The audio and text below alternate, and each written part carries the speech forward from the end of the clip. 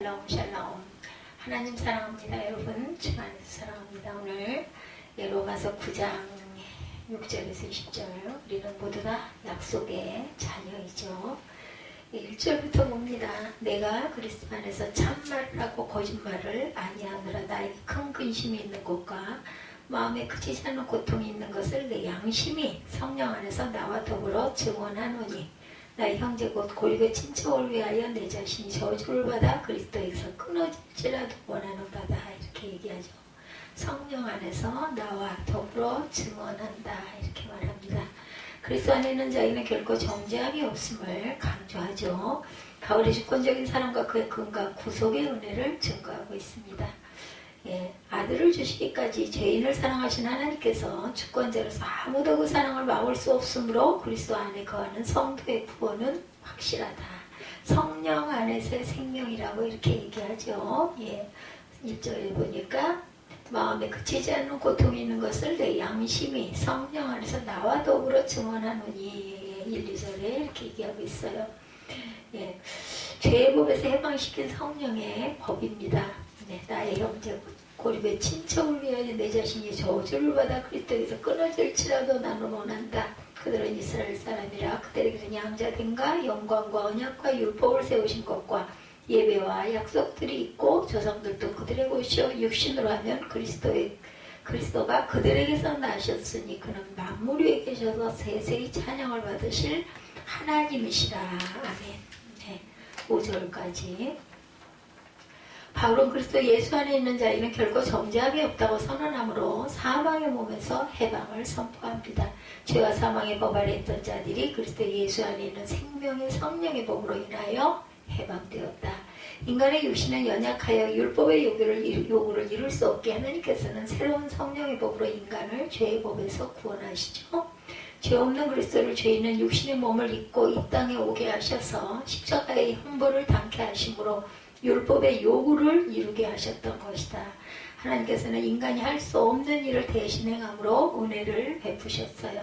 영생에 이르게 하는 그런 법입니다. 로마서 5장 21절에 이는 죄가 사망 안에서 왕노릇한 것 같이 은혜도 또한 의로 말미암아 왕노릇하여 우리 주 예수 그리스도로 말미암아 영생에 이르게 하려 함이라. 하나님의 법이죠. 로마서 7장 22절에 내 속사람으로는 하나님의 법을 즐거워하되 이렇게 말합니다. 영에 속한 자들이에요. 하나님의 아들 그리스도를 믿는 자는 육신에 속하지 않고 영에 속하였으므로 육신을 쫓지 않고 영의 일을 생각합니다. 육신의 생각은 사망이요 영의 생각은 생명과 평안인데 육신의 생각은 하나님과 원수되게 한다.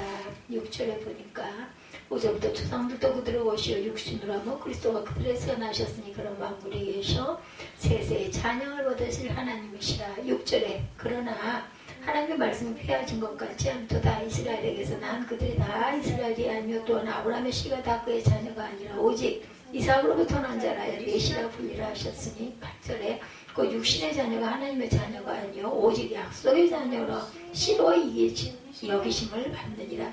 약속의 말씀은 이것이니 명년 이때 내가 이르리니 사라의 아들이 있으리라 하시니라. 그뿐 아니라 또한 리브가가 우리 조상 이삭 한 사람으로 말미암아 임신하였는데 그 자식들이 아직 나지도 아니하고 무슨 선이나 악을 행하지 아니할 때 택하심을 따라 되는 하나님의 뜻이 행위로 말미암지 않고 오직 부르시는 이로 말미암아 서게 하려 하사 리브가에게 이르시되 큰 자가 어린 자를 섬기리라 하셨나니 기록된 바 내가 야곱은 사랑하고 에서는 미워했다 하심과 같으니라.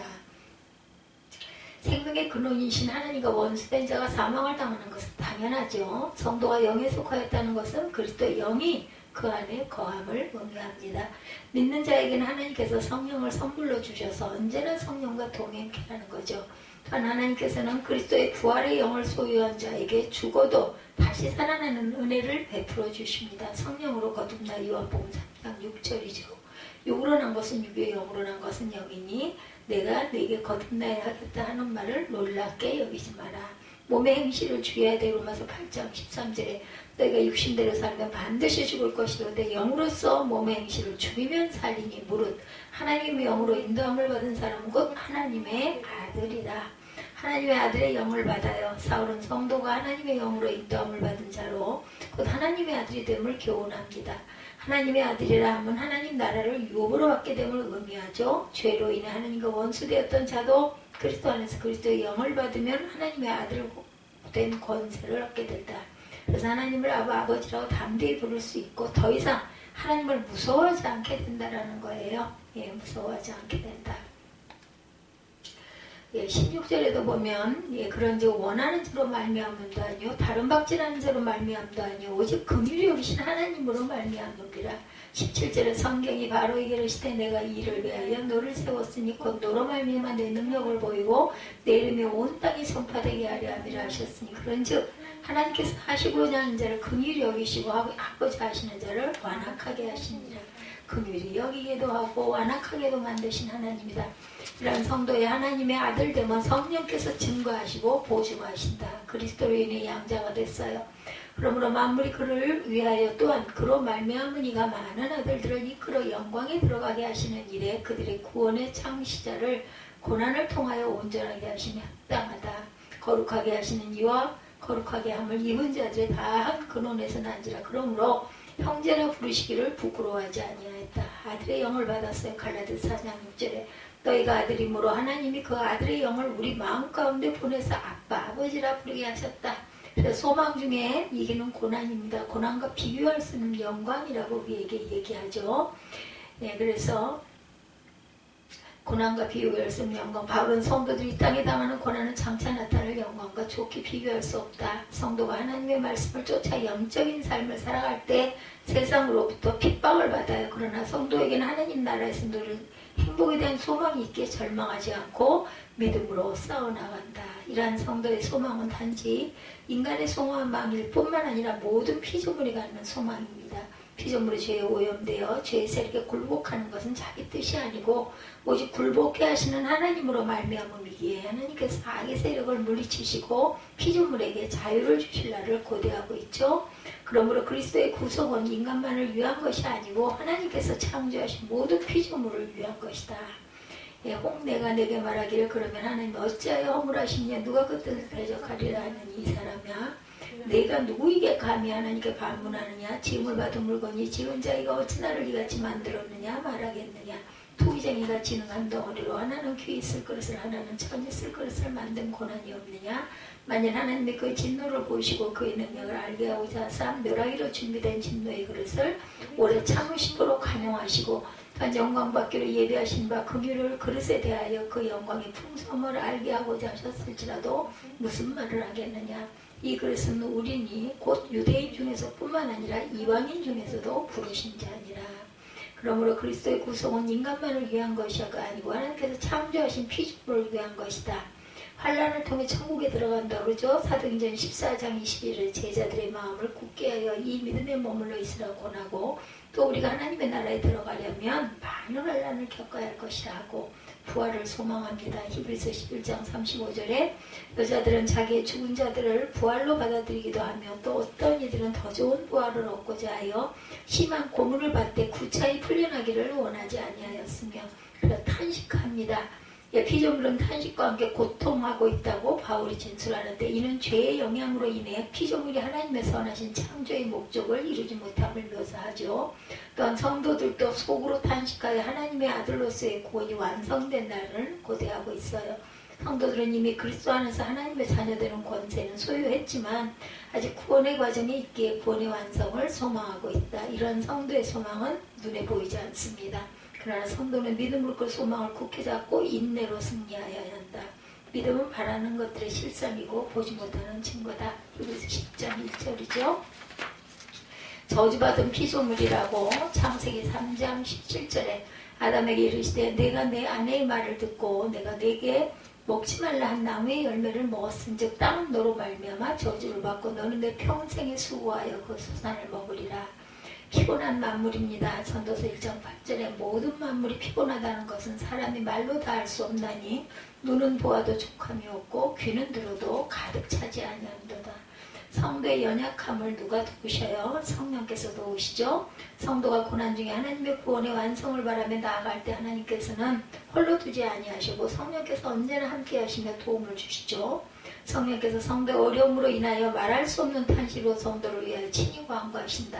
성령께서는 하나님의 뜻을 아심으로 하나님의 뜻대로 구하시고 하나님께서 그 간구에 반드시 응답하여 주시죠. 그러므로 성도는 어떠한 시련에도 낭망하지 말고 오직 성령의 도우심을 항상 의지해야 된다.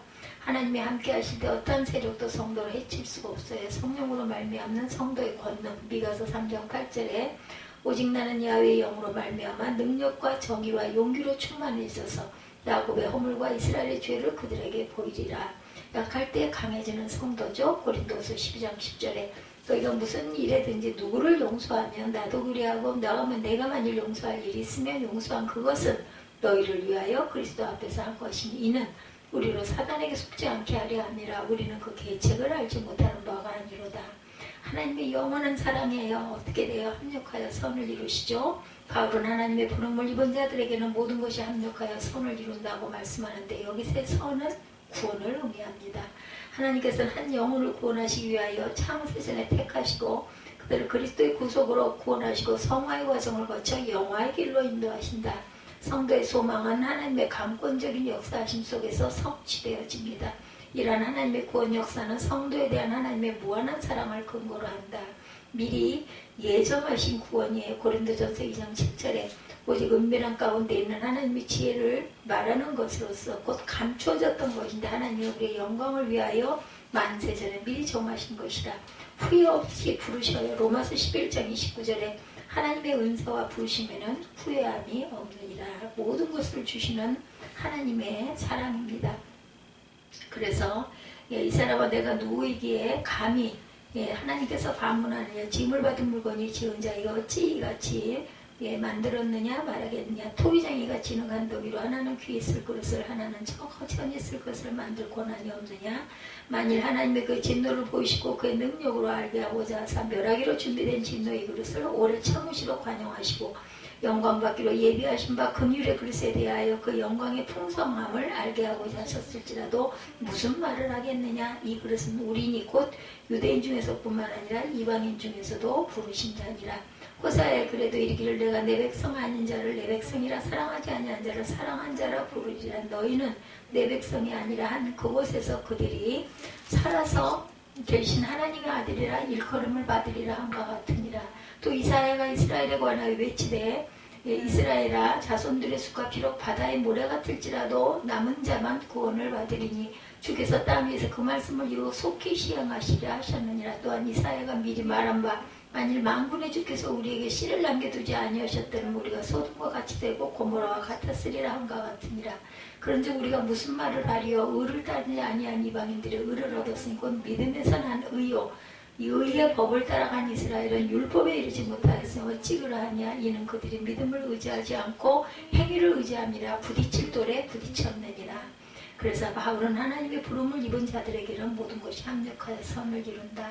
소망의 그 성도의 소망은 하나님의 강권적인 역사하심 속에서 성취되어진다. 이런 하나님의 구원 역사는 성도에 대한 하나님의 무한한 사랑을 근거로 하죠. 예정하시고 후회 없는 부르심, 모든 것을 주시는 하나님의 사랑입니다.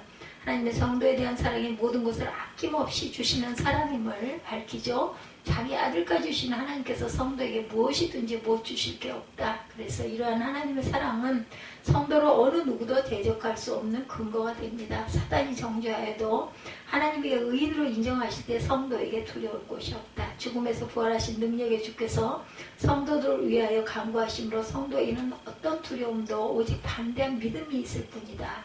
사랑의 확증인 그리스도시죠. 로마서 5장 7, 8절에 의인을 위하여 죽은 자가 쉽지 않고 선인을 위하여 용감히 죽은 자가 혹이 있거니와 우리가 아직 죄인 되었을 때 그리스도께서 우리를 위하여 죽으심으로 하나님께서 우리에 대한 자기의 사랑을 확정하셨다. 끊을 수 없는 하나님의 사랑이에요. 바울은 하나님의 사랑에서 성도를 끊을 수 있는 것은 세상에 없음을 강조합니다. 조금이라 할지라도 그리스도의 사랑에서 끊을 수 없는 것은 그리스도는 부활의 주이시기 때문이다. 조금도 왔을 수 없는 하나님의 사랑을 다른 어떠한 것도 끊을 수 없다. 창조주이시며 모든 만물의 주인이신 하나님의 주권적인 사랑을 끊을 피조물은 없다. 하나님의 보호하심을 우리는 믿고 가야 합니다. 디모데후서 1장 12절에 그러면 한 사람으로 말미암아 죄가 세상에 들어오고 죄로 말미암아 사망이 들여왔나니 이와 같이 모든 사람이 죄를 지었으므로 사망이 모든 사람에게 이르렀느니라. 아버지 손에서 빼앗을 수 없어요. 요한복음 10장 28구절에 내가 그들에게 영생을 주노니 영원히 멸망하지 아니할 것이요 그들을 내 손에서 빼앗을 자가 없느니라. 그들을 주신 내 아버지는 만물보다 크심에 아무도 아버지 손에서 빼앗을 수 없다. 성도는 하나님의 영원한 사랑으로 구원을 입어 천국 소망을 소유한 자들이기 때문에 세상에 어떤 고난이 닥쳐도 오직 하나님을 의지함으로 승리하여야 한다. 사단이 아무리 강할지라도 하나님께서 사랑하심을 막을 길이 없으므로 담대하게 사단을 대적하여 하나님의 구원을 체험하는 저와 여러분이 되셔야 되겠다. 그래서 바울은 이 9장에서 구원의 영원성을 길게 논하죠. 구원은 그리스도가 속죄하여 주신 은총과 거기 따르는 성령의 살리는 역사로 이루어진다. 이 구원의 성취는 하나님 자신의 희생으로 던 것인 만큼 그것은 하나님과 같이 영원하다. 1절에서 17절까지. 그러므로 이 구원은 고난 때문에 요동하지 않고 오히려 고난 중에 완성되어 간다고 18절에서 26절까지 말씀합니다. 이렇게 쭉 말씀하시죠. 그래서 보면 모든 고난은 이 성도들에게 해를 끼치지 못하고 도리어 합력하여 선을 이룬다 그러죠. 그래서 양자의 영, 성도가 하나님의 양자되면 그리스도께서 우리를 속죄하여 주셔서 법적으로 우리로 하여금 하나님의 아들 대우를 받게 했다고 말씀합니다. 그것은 성령께서 우리의 영혼을 새롭게 하시는 중생의 생명이다. 이 하나님께서 그 말씀을 새롭게 하는 힘으로 말미암아 우리의 영혼을 새롭게 하신다. 그래서 성도는 모든 하나님의 양자로 대우받는 신분 변화를 우리가 모두 다 소유하고 있어요. 그래서 약속의 자녀 7절 이하에 나오는 그 이삭이 누구예요? 9장 7절 이하에 아브라함의 씨가 다 그의 자녀가 아니라 오직 이삭으로부터 난 자라 넷이라 불리리라. 이삭이 누구예요? 아브라함의 아들이죠. 그러면 아브라함의 장남입니까? 차남입니까? 독자입니까? 아브라함이 100세 때 얻은 독자예요. 성경은 어디에도 그렇게 말씀합니다. 어디서나. 창세기 22장 12절에 내가 내 아들 내 독자까지도 내게 아끼지 아니하였으니 내가 하나님을 경외하는 줄을 아노라 이렇게 말합니다. 22장 16절 이하에 보면 창세기 내가 이같이 행하여 내 아들 내 독자도 아끼지 아니하였은즉 내가 내게 큰 복을 주고 내 씨가 크게 번성하여 하늘의 별과 같고 바닷가의 모래와 같게 하리라. 히브리서 11장 17절에도 아브라함은 시험을 받을 때 믿음으로 이삭을 드렸으니 이는 약속들을 받은 자로도 그 외아들을 드렸다. 그렇다면 이삭이 정말 아브라함의 독자 맞아요? 네, 이스마엘은 누구예요? 이스마엘도 아브라함의 아들이죠. 비록 첩일망정 하갈에게서 이삭보다 먼저 얻은 아브라함의 자식이긴 해요. 그죠?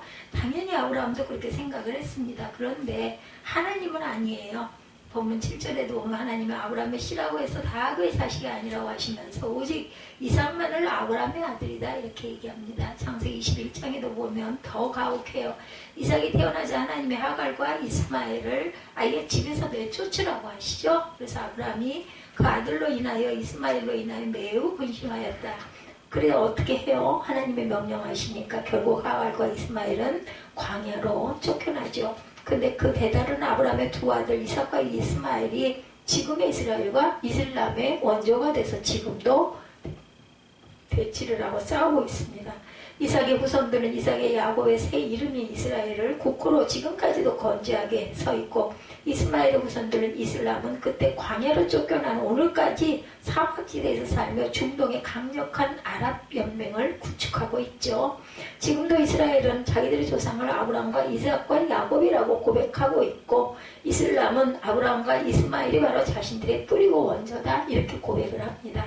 따라서 이 대목에서 우리의 자연스러운 의문이 하나 생기죠. 아브라함도 이삭과 이스마엘을 자기 자식으로 생각했는데 하나님은 어째서 굳이 이삭만을 아브라함의 자식으로 간주하시고 오직 그를 통해서만 당신의 기업을 잊게 하셨다라는 것일까? 이스마엘은 첩의 아들이고 이삭은 정실의 아들이어서 그럴까요? 그러면 이삭의 두 아들인 에서와 야곱은 또 뭘까? 둘 다 같은 시 같은데 같은 시간에 나온 쌍둥이인데, 그죠? 그런데 본문 13절에 보면 내가 야곱은 사랑하고 에서는 미워하였다고 하죠. 따라서 이스마엘은 첩의 아들이어서 버림을 받았고 이삭은 본처의 아들이어서 축복을 받았다는 말은 이치에 맞지가 않아요. 본문 8절에 보면 곧 육신의 자녀가 하나님의 자녀가 아니요 오직 약속의 자녀의 씨로 여기심을 받았느니라. 정실의 아들이냐 첩의 아들이냐가 아니라 육신의 자녀냐 약속의 자녀이냐가 운명을 결정한다라고 말씀합니다. 그러면 육신의 자녀는 무엇이고 약속의 자녀는 과연 무엇일까? 육신의 자녀는 하나님의 택함을 받지 못한 자녀이고 약속의 자녀는 하나님의 택하심을 입은 자녀를 가리킵니다. 예, 어렵지 않죠. 아버지도 같고 어머니도 같고 생일도 같은 쌍둥이인데 하나님이 야곱은 사랑하시고 에서는 미워하신 것은 야곱은 늘 이쁜 짓만 하고 에서는 늘 미운 짓만 했기 때문이 아니라고요. 그렇죠. 뭐라 그래? 11절 이하에 그 자식들이 아직 나지도 아니하고 무슨 선이나 악한 행실을 아니한 때에 택하심을 따라 되는 하나님의 뜻이 행위로 말미암지 않고 오직 부르시는 이로 말미암아 서게 하려 하사 리브가에게 이르시되 큰 자가 어린 자를 섬기리라 하셨나니 기록된 바 내가 야곱은 사랑하고 에서는 미워하였다 하신 것 같으니 누구의 뜻이에요? 선택한 하나님의 뜻이라는 거예요. 이 말씀이 에서와 야곱 두 아들이 아직 이 세상에 태어나기도 전에 아직 무슨 선한 일이나 악한 일을 행하기도 전에 하나님이 벌써 야곱을 택하사 그를 사랑하시고 에서는 미워해도 참 공평치가 않아요. 이렇게 생각을 하면 에서는 무슨 이거 뭐야 이거 너무 억울하지 않아요? 그죠? 한 배에서 난 형제고 한 씨에서 난 쌍둥이라 해서 그 운명이 같은 것이 아니라는 겁니다. 하나님의 택하심을 입은 약속의 아들이냐 그렇지 못한 육신의 아들이냐 이것에 따라서 이스마엘과 이삭을 가르고 에서와 야곱을 가르고 이스라엘과 이슬람을 가르고 하나님의 사랑하신 자와 하나님의 미워하시는 자를 결정짓는다는 거예요. 그럼에도 우리는 늘 어떻게 생각합니까? 야곱은 비록 동생이었지만 무서운 집념으로 형의 장자권을 빼앗고 아버지로부터 장자의 축복을 훔치고 필사적으로 하나님과 씨름해서 이겼기 때문에 마침내 형 에서를 제치고 하나님의 기록을 정치했다고 하는데 그건 틀린 말이 아니긴 하지만 그럼에도 그 수준은 초급반에 있는 초등학교 1학년 수준이다. 그러면 중등반은 고급반은 무엇일까? 그렇게 집요하고 지독하게 굴어서 하나님의 선택을 따내고 차남이 장남이 된 게 아니라 반대라는 거예요. 야곱은 이미 태어나기 전부터 하나님의 택하심을 입은 약속의 아들이었기 때문에 그렇게 운명적으로 치열하게 살면서 장자의 지위도 빼앗고 기어이 하나님의 축복도 가로챌 수밖에 없었다는 거죠. 그러면 야곱이 잘못된 게 아니네요. 그죠? 우리도 믿어서 택함을 받고 구원을 받은 게 아니라 창세전에 이미 하나님의 자녀로 택함을 받고 구원을 받았기 때문에 이 코로나 시대에도 여전히 예수를 믿고 비대면 예배로도 주의를 잘 지키기도 하고 신앙생활을 열심히 하고 살아가고 있는 그러한 부류의 사람들 하나님이 택하셨기 때문이라는 겁니다. 바울은 갈라디아서 1장 15절에 고백합니다. 내 어머니의 태로부터 나를 택정하시고 그의 은혜로 나를 부르시니가 그의 아들을 이방에 전하기 위하여 그를 내 속에 나타내시기를 기뻐하셨도다. 이렇게 얘기하고 있어요. 내가 다마스커스 도상에서 극적으로 회심했기 때문에 그것이 가상에서 하나님이 나를 사도로 세우신 게 아니라 이미 어머니 태에서부터 나를 택정하시고 부르셨기 때문에 그렇게 강제로 나를 회심시키사 이방인을 위한 사도가 되게 하셨다라는 고백입니다.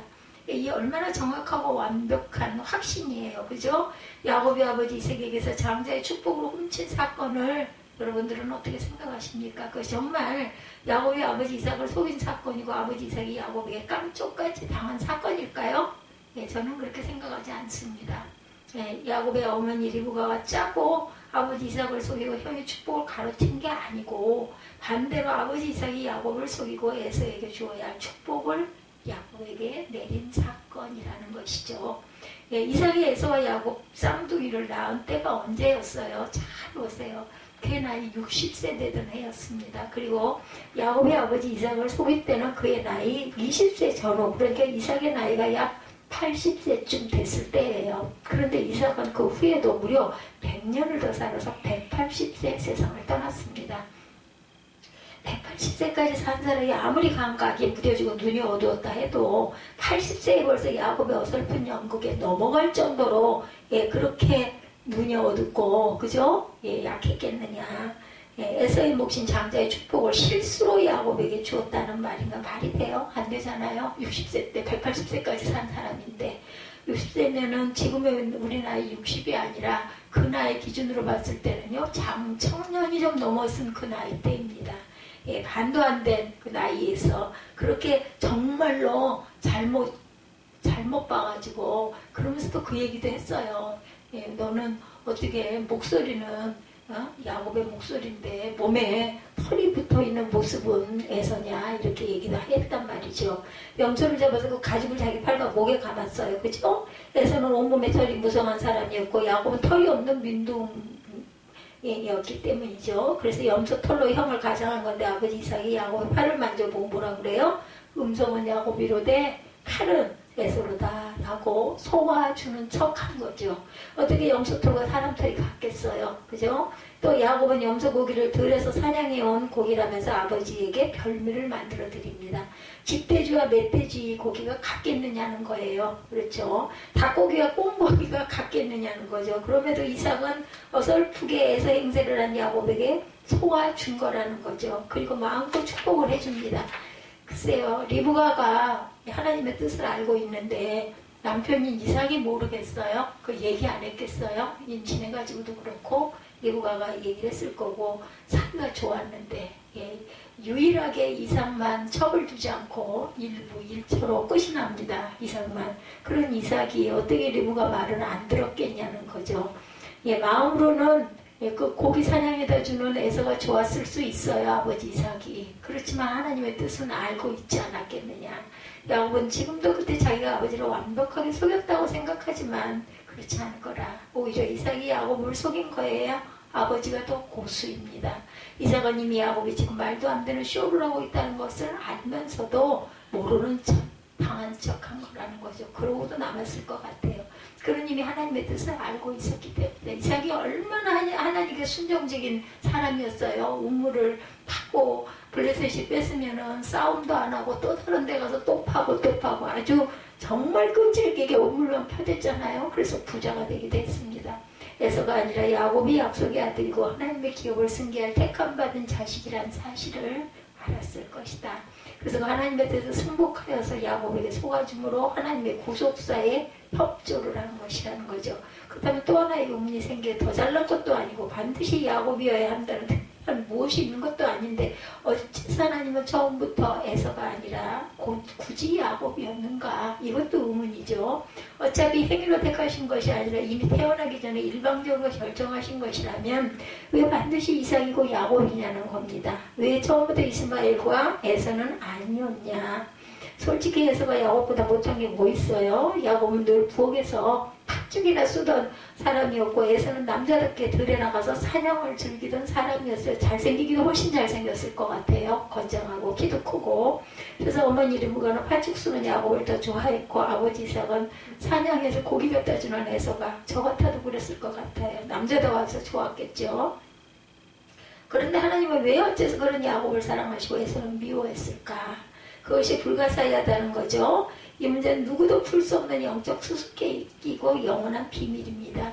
그래서 보면은 이제 그런 생각을 해봅니다. 일본 사람들은 왜 예수를 안 믿고 온갖 미신과 우상숭배를 그렇게 그 우상숭배에 쩔어서 살았을까?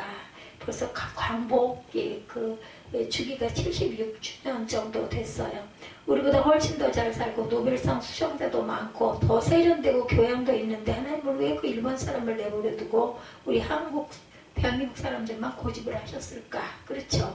그렇다고 잘 믿는 것도 아니고 날마다 사고치고 주님을 욕되게 하고 성령을 근심케 하는 일들이 많은데 무엇이 이쁘다고 굳이 대한민국 사람들일까? 알다가도 모를 일이다. 그런데 본문 14절 이하의 말씀의 문제에 대한 명쾌한 답을 제시합니다. 14절 이하 봅니다. 하나님께 불의가 있느냐? 그럴 수 없느니라. 모세에게 이르시되 내가 긍휼히 여길 자를 긍휼히 여기고 불쌍히 여길 자를 불쌍히 여기리라 하셨으니 그런즉 원하는 자로 말미암음도 아니요 다른 박질하는 자로 말미암음도 아니요 오직 긍휼히 여기신 하나님으로 말미암음이라. 이것이 무슨 뜻일까? 내가 누구를 긍휼히 여기고 누구를 불쌍히 여기는 것은 내 뜻이지 내 마음이라는 거예요. 그것은 하나님의 고유하고 신성한 주권 행위라고 말씀하고 있습니다. 20절과 21절에 이 사람은 내가 누구에게 감히 하나님께 반문하느냐? 지음을 받은 물건이 싫은 자에게 어찌 나를 이같이 만들었느냐? 말하겠느냐?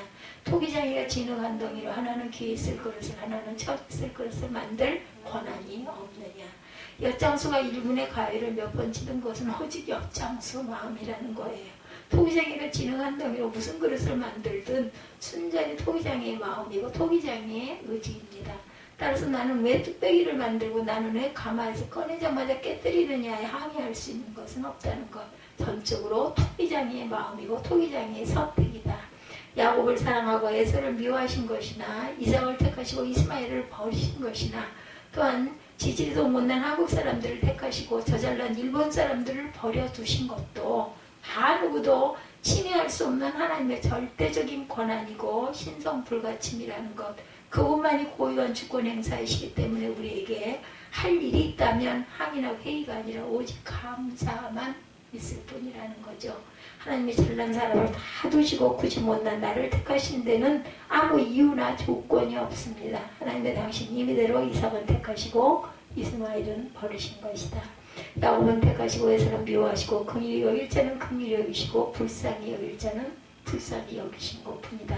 그때 하나님의 이 토의장이로서의 절대 주권과 선택의 권한을 바르게 이해하고 우리의 구원과 역사와 현실 여러 가지 수수께끼를 좀 더 신앙적이고 성서적으로 잘 이해하며 그나마라도 나를 여기까지 인도하시고 이만큼 살게 해주신 은혜를 감사할 것밖에 없어요.